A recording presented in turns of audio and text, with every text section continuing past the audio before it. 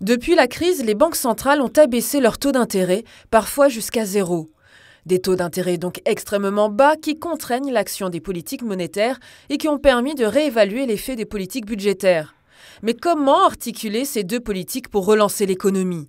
C'est la question posée par les équipes de France Stratégie à deux représentants d'institutions majeures du monde économique, le FMI et l'OCDE.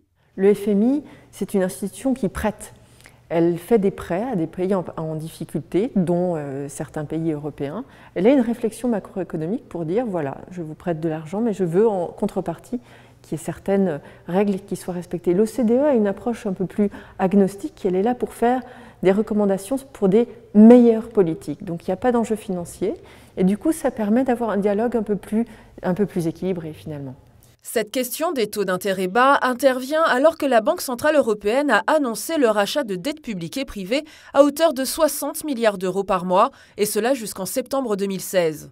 Une politique monétaire appelée quantitative easing. I think very low rates still bear the risk that this moves into deflation. And if we have deflation, then it's really very, very difficult to get the economy kick-started again. So we have to avoid that.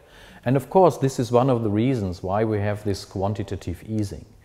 In principle, low rates have also some good features, especially for Greece, because interest rates for having debt are relatively low. It has to be held into a very low rate and not too high rate. Yeah, nobody wants to have inflation back. Yeah, we want to have moderate inflation. This is the famous 2%. Second invité, Victor Gaspard, directeur du département des finances publiques du FMI. Il a salué la politique de quantitative easing menée par la BCE, mais pour l'ancien ministre des Finances du Portugal, il faut aller plus loin.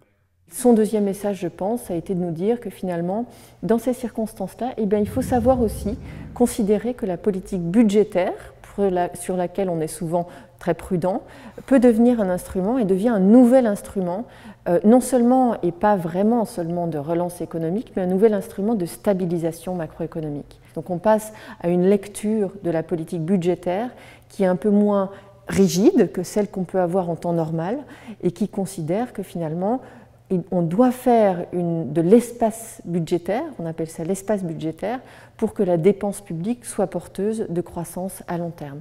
Pour ces deux intervenants, les décisions prises ces dernières années sont ambitieuses mais pas sans danger.